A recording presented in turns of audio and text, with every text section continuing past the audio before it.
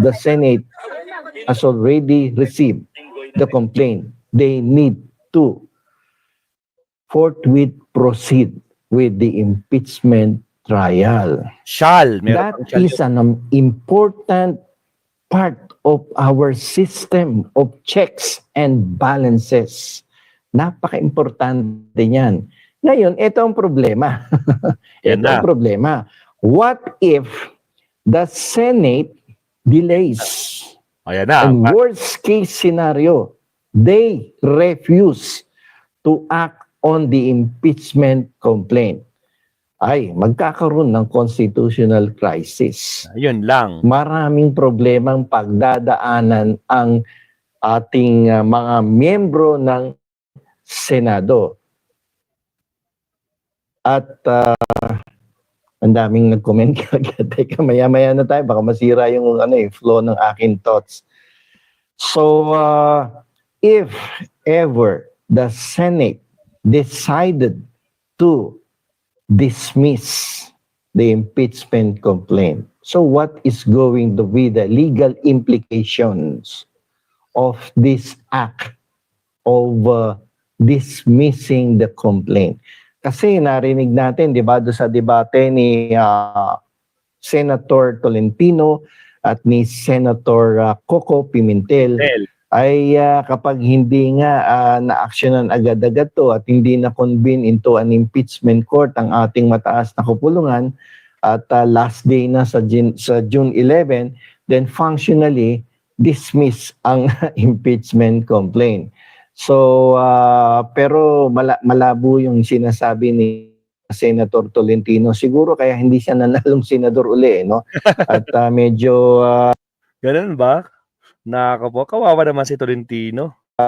Binabaluktot po ang ating saligang batas. Napakalinaw at napakasimple ng sinasabi ng ating batas that once an impeachment complaint has already been transmitted to the Senate of the Philippines, the duty of the Senate is to forthwith proceed with the impeachment trial. Ipapaliwanag ko sa inyo ang remedyo. Actually, napaliwanag na dati to, no? Pero at least buti na lang nire-recap tayo dito ni Attorney Rene Bueno Mabsat. Ang ganda.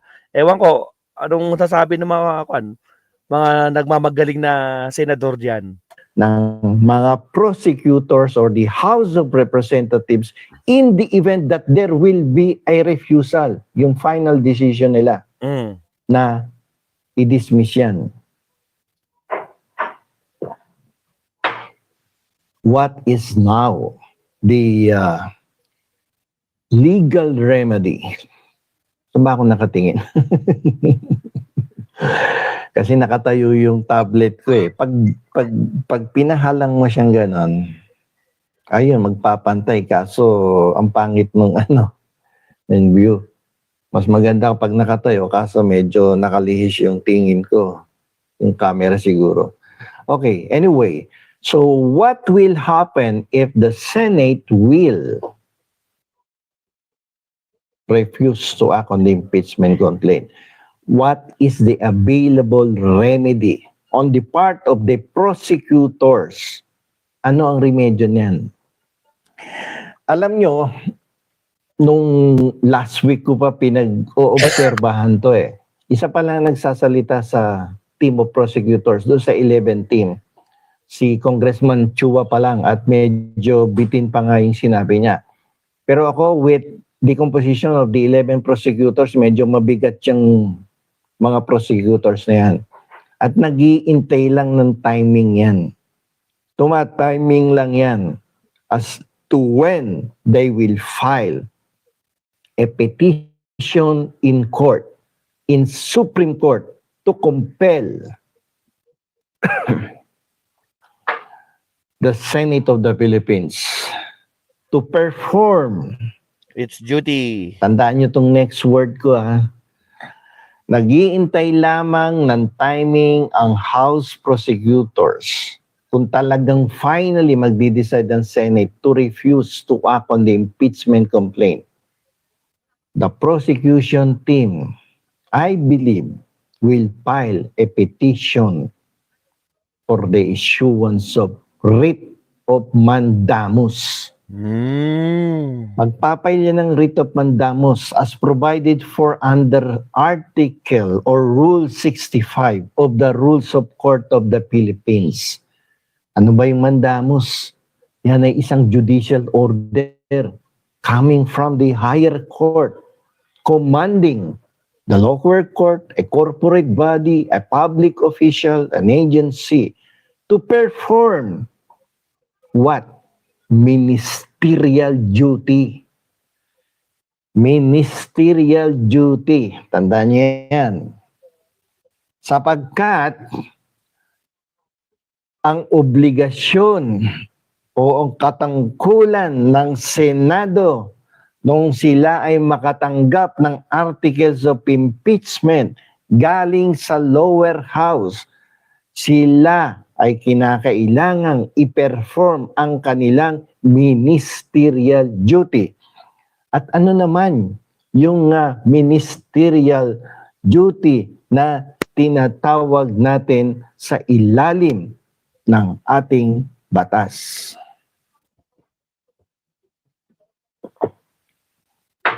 Ang isang ministerial duty, wala kang option. No? You cannot make a judgment. Wala kang discretion.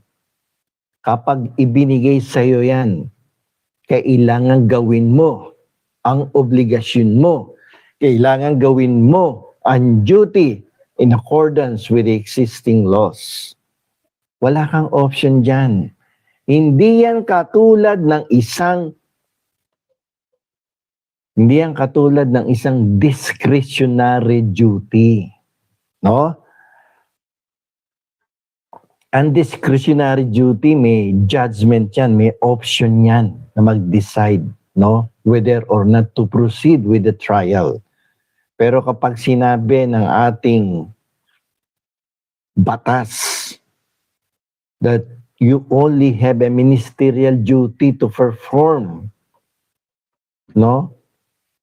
Your obligation to forthwith proceed with the impeachment trial, you may be subject to a judicial order that we call as mandamus kapag hindi mo ginawa ang iyong ministerial duty. Doon ka masasubject sa mandamus. And if I were part of the prosecution team, then I will discuss this matter to the prosecution team to prepare a petition for writ of mandamus in order to compel the Senate to perform its ministerial duty. Senado, hindi yan discretionary function. Yung pag-try and decide of the impeachment complaint, yung pag-endorso, pag-transmit sa inyo ng articles of impeachment, that is a matter that is not discretionary, but this is a ministerial function because the law provides shall forthwith. And when you say shall, mandatory yan, forthwith, immediately. If the law will use the word shall and forthwith, then the interpretation is that it is a ministerial duty and not a discretionary one on the part of the Senate of the Philippines. Yan ang hirap. Yan ang hirap kasi kita mo may kumakalat na resolusyon. Yan na. At inaako ng isang senador. Ang resolution daw to dismiss the impeachment complaint came from his own office. Salamat po kay MCC De Leon, no? Sa inyong tawag ni Chris Ulo dito, palipad. Sa inyong remittance, ang tawag naman ni Shiro Konsaki, remittance. Salamat po kay MCC De Leon. So, this is a ministerial duty. This is not something that is discretionary on the part of the Senate of the Philippines. So, mahirap yun eh.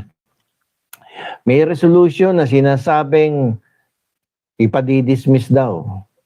Kasi officially, the impeachment complaint is already dead, sabi daw. Yun ang pagkakaintindi ko doon sa mga lumabas na mga articles sa different social media platforms, functionally dismissed daw. Wala na kasi hindi daw pwedeng itawid sa 19th Congress ang impeachment complaint. So nagkakamali sila. At Oo, ito ang galing nagkakamali ng resolusyon, kayo. hindi naman abogado. Yun So lang. ano naintindihan nun? Yun ang hirap dapat kasi ako during the campaign period, sinasabi ko, kahit kalaban, basta abogado, iboto nyo. Di ba? Trabaho kasi ng senador, mambabatas yan eh. So dapat senador ka, abogado ka. Katulad dito, nagkakaroon ng mga technicalities na. Biruin mo, yung top notcher nung nakaraang election hindi makasabat dun sa mga pinag-uusapan sapagkat hindi niya maintindihan daw yung English lalong-lalo na kung legal terminology. Naalala niyo yun? Harap-harapan siyang pinahiya sa Senado, doon si Robin Padilla, di ba? Hindi niya alam yung sinasabi kasi hindi niya maintindihan yung mismong batas na ginagawa or yung mismong batas na gustong ipasa ni Robin. Hindi niya kayang i-defend, di ba? Sino yung karap niya? Si Coco Pimentel na top notcher. Humingi pa siya ng backup doon kaya pinagtatawanan itong si Robin. My goodness. Sige tuloy. Naglalabasan diyan sa debate diyan sa ating Senado. May hirapan kayong intindihin yan at ano gagawin yan? Kakain lang ng merienda at tanghalian dyan sa ating Senate of the Philippines or sa House of Representatives. So sayang ang boto natin. Pinapasweldo natin yan. Yung mga yan. Pinapasweldo natin yan. At pagkatapos wala namang ginagawa, hindi nakakaintindi. No, dapat yan, nag-apply na lang ng factory worker kung hindi naman pala kayo nag-aral. Pagkatapos papasok kayo sa isang trabaho, sa isang posisyon na napakataas, na nagre-require ng technical and legal knowledge para makatulong kayo sa sambayan ng Pilipino, pero ginagawa ninyong kantin, yung Senado. Nguya kayo ng nguya dyan sa Senado. Kapag nagdedebate, tatango-tango. Di bale, attorney, meron ng partner si Robin. Yung isa, mahilig sa hopya. Nagagalit pag hindi nabibigyan ng hopya. May pinangako pa na pag siya naging senador, lahat ng mga kumukonsumo ng 2,000 na kuryente, libre na. Let's see, araw-arawin natin yan. Hindi mo na alam kung naiintindihan o nakikita mo na lang doon sa debate sa loob ng ating Senado. So okay, so let's go back to our topic. So the proper remedy, the legal remedy available on the part of the House prosecution team is to prepare a petition for the issuance of the writ of mandamus because the Senate's duty is ministerial to forthwith proceed with the impeachment trial. Wala silang option dyan. Wala silang discretion na wag nating ituloy ito kasi ganito, technicalities, blah blah blah. Hindi po pwede yun. Nung February 5 pa lamang, nung ang articles of impeachment has been officially transmitted to the Senate of the Philippines, the Senate is already mandated by the Constitution to forthwith proceed with the trial of the impeachment complaint. No ifs. Walang ifs yan. No? Walang option available wala on pa your na part, mga senador. Yan ay isang ministerial duty. Alam yan ng mga prosecutors natin sa House of Representatives. Tuma-timing lang yan. No, na i-dismiss mo yan. Sige, i-dismiss mo. Sige, gumawa ka ng resolution na huwag mo ituloy yan. And then, it will create an actual controversy. If there is already an actual controversy regarding the impeachment proceedings in the Senate, then the House prosecution team can now file the petition for the writ of mandamus, mandating the Senate, compelling the Senate to do its ministerial function to try and decide the impeachment complaint. Ganun yun. Hindi po pwedeng hindi kikilusan yan. Ano kayo, mas mataas kayo sa saligang batas? No one is above the law. Dapat mas mataas ang batas kaysa sa inyo. Kahit kayo mga lawmakers, although some of you do not even know how to make laws. Alam naman ng taong bayan yan eh. Common knowledge. Sino yan, attorney, tinutukoy mo, walang alam gumawang batas. Yung mga iba nga dyan, 3 years na, pero wala pa rin na ipapasang batas. Sino kaya yun? 1/3 yata dyan, hindi marunong. Nakakapikon, di ba? So, kasi alam ninyo, when you hear the word immediately, when you hear the word forthwith, it connotes urgency. And the command to perform your ministerial duty must be done immediately because of the word forthwith. If there will be a delay, the delay must be reasonable. And if the impeachment, the articles of impeachment was filed last February 5, today is June 4, is that reasonable para umaksyon ka doon sa impeachment complaint? At ngayon, may ugong-ugong na ite-technical niya na impeachment or articles of impeachment already transmitted to your body? Ay, hindi pwede. No, if there is a clear, grave abuse of discretion amounting to lack of jurisdiction or excess of jurisdiction, and you are supposed to perform a ministerial duty, mandamos ka. Ipapamandamos ka ng prosecution team. Intayin niyo yan. Definitely, they are preparing for that. The House prosecution team is actually preparing a petition for the issuance of the writ of mandamus. Diba? O doon sasabihin ng iba dyan, ay hindi pwedeng makailam ang ating Korte Suprema sapagkat meron separation of powers. Katungkulan ng ating Senado na hawakan ang trial and mag-decide sa lahat ng klase ng impeachment complaint. Totoo po yun.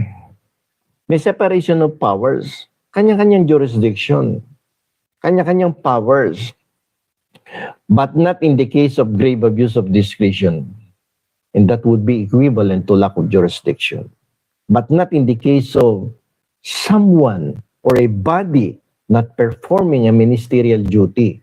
Hindi pwede yun. That is grave abuse of discretion, amounting to lack or excess of jurisdiction. Bibigyan ko yan ng magandang halimbawa. Ganito yan eh. Assuming mga negosyante kayong nanonood sa akin ngayon, nag-apply kayo ng business permit kay Mayor.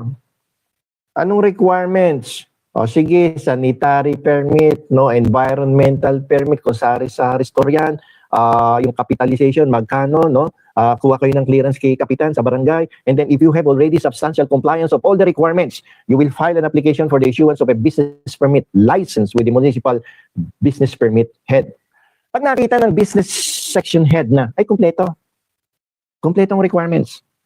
Can the licensing chief of the city hall refuse to issue the license or the business permit? No. Bakit? Kasi may full compliance ka of all the documentary requirements. What do you call that kind of duty on the part of the licensing chief?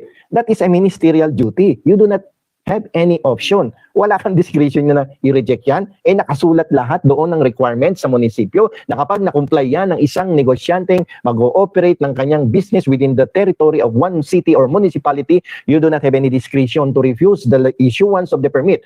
Because the issuance of a business permit is ministerial in character. Ministerial yan.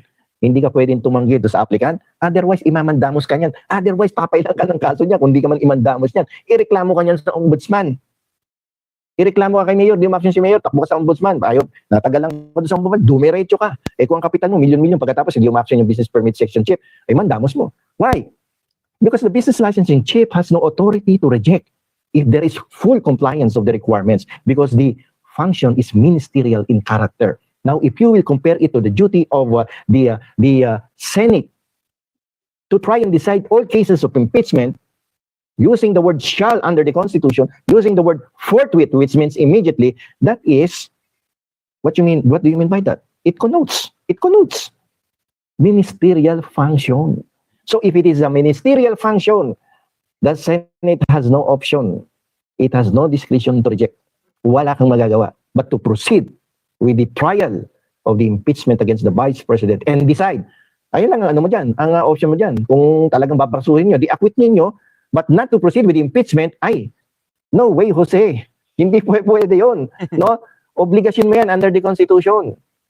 You, as a body, collegial body ang Senado, ang sabi ng Constitution, kapag na-endorso ang articles of impeachment, shall. Ano ba ibig sabihin ng shall? Mandatory yan. Forthwith. Immediately. Pag pinagduktong mo yung dalawang salita na yan, ministerial ang function. Kasi sa ating pamahalaan, dalawa yan. Isang ministerial function, isang discretionary function.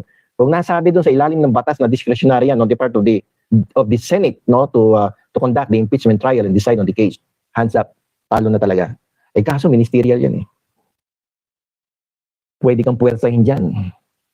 Kapag nag-exist na yung actual controversy, sinabi mo, teka, hindi pwede, hindi tuloy, technical.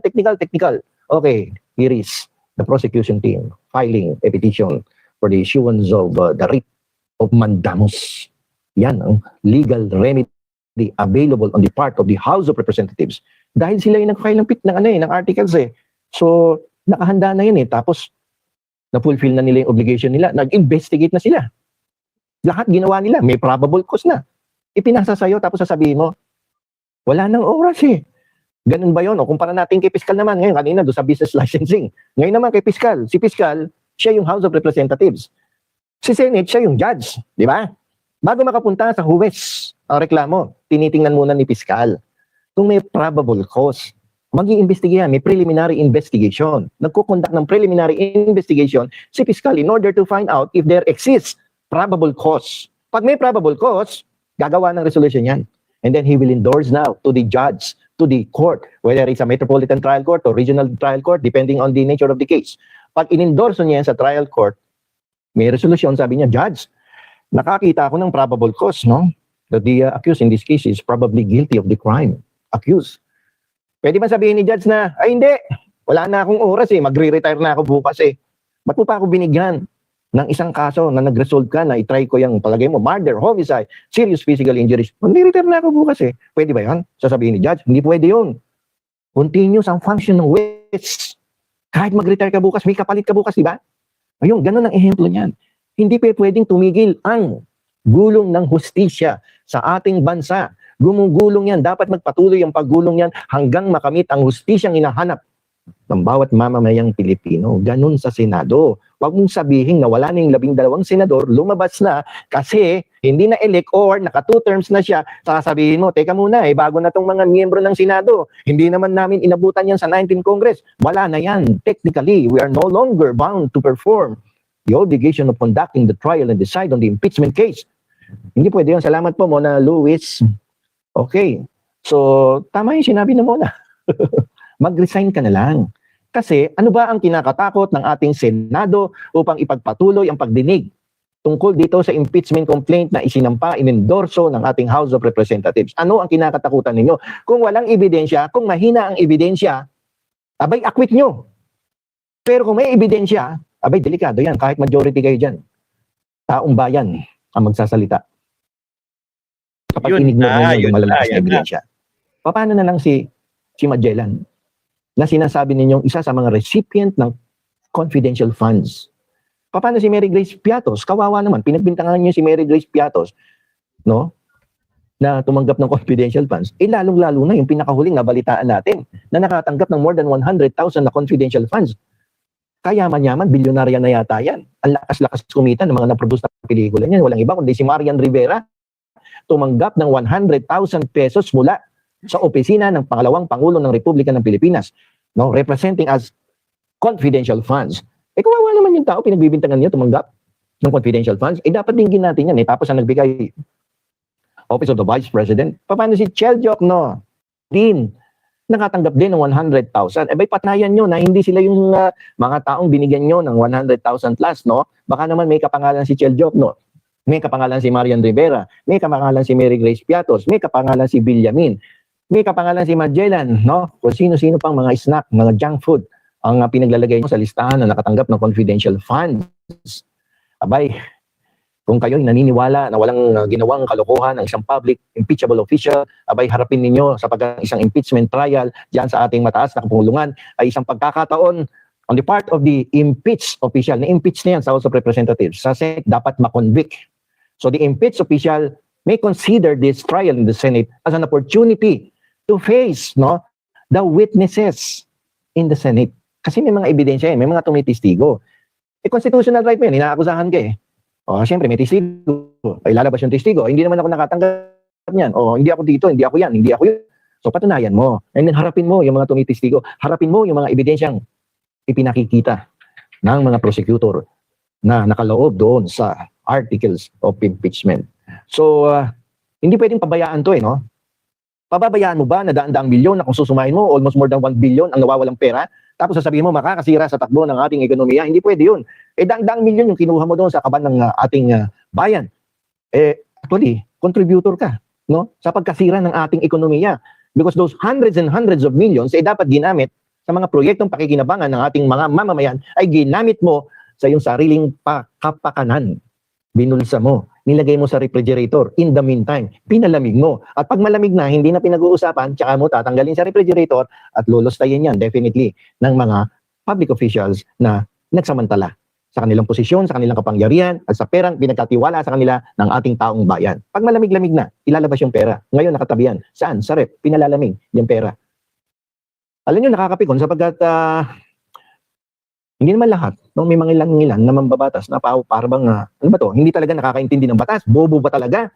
O nagbobo-bobohan, nagmamaang-maangan, na hindi alam yung batas. Ang liwaliwanag, napakasimple. Abay, ilang constitutional law experts na yung nagsasabi. Shall forthwith proceed with the trial. Napakasimple ng batas. Yung ginawang saligang batas na yun, simple-simple lang yan eh. Kung talagang aaralin mo, at pagtutuunan mo ng pansin, kayo mismo maiintindihan ninyo mga kababayan kung ano ang sinasabi ng ating saligang batas sa ilalim ng Article 11, Section 3.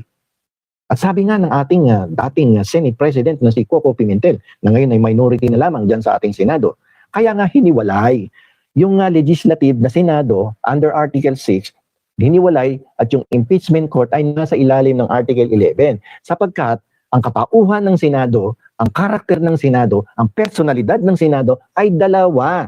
Isang legislatura at isang impeachment court. Hindi mo pwedeng pagsamahin yan because the law provides that the Senate has two personalities. Dalawa sombrero niyan. Isang husgado, impeachment court at isang mambabatas, gumagawa ng batas. Ang impeachment court ay hindi tumitigil sa pag-perform ng kanilang obligations regardless kung nagbago na ang kalahating membro ng Senado. Napalitan sapagkat nagkaroon ng halalan noong nakaraang Mayo, nawala yung 12, may papasok na bagong 12. As an impeachment court, hindi tumitigil ang paggulong ng hustisya. Hindi tumitigil yan. Ang tumitigil yung nasa legislative part. Lahat ng hindi na-actionan na legislative proposed bills ay hindi po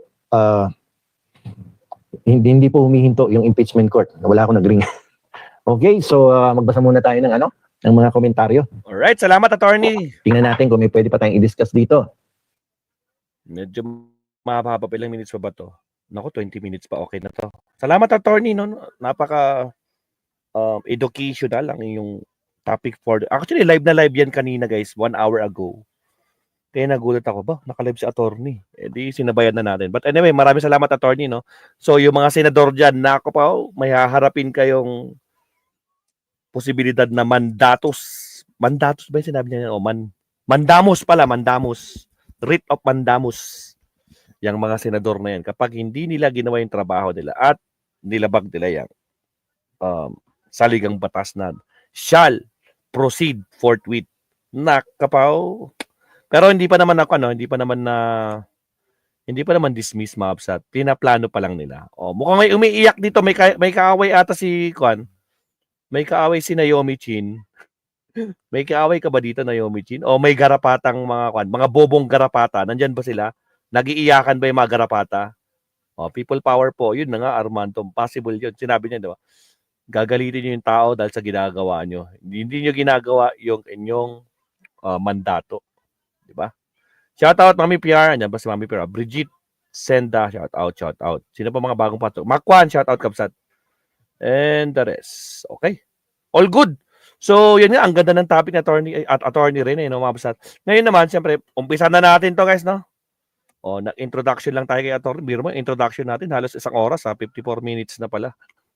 Alright, countdown off muna tayo. And siyempre, guys, huwag kalimutan mag-like and subscribe. Maraming salamat, Kapsat. Kita-kits tayo. Magka-countdown lang tayo. Okay, ready? And we can go.